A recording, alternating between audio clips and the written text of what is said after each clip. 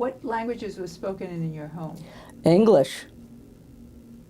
Nothing else. God forbid you should say Yiddish.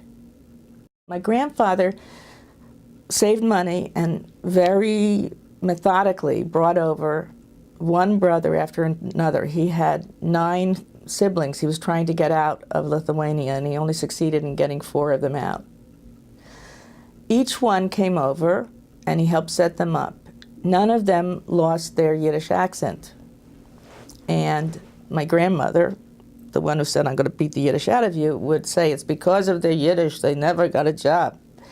Now, I have to say that they would come over to the house, and they would have this really, really thick Yiddish accent, which to this day, when I hear it, I feel like somebody's wrapping me in a blanket and hugging me. I don't know why.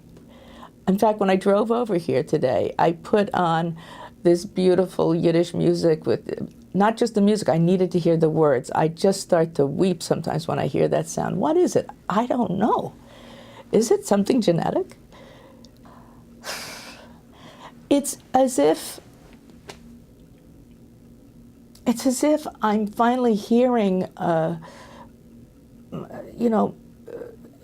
Lushin. It's as if somebody is finally hugging me, and I'm back home, and I'm where I belong.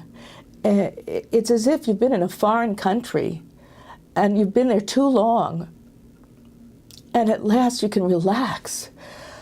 You don't have to pretend. It's okay. You are you.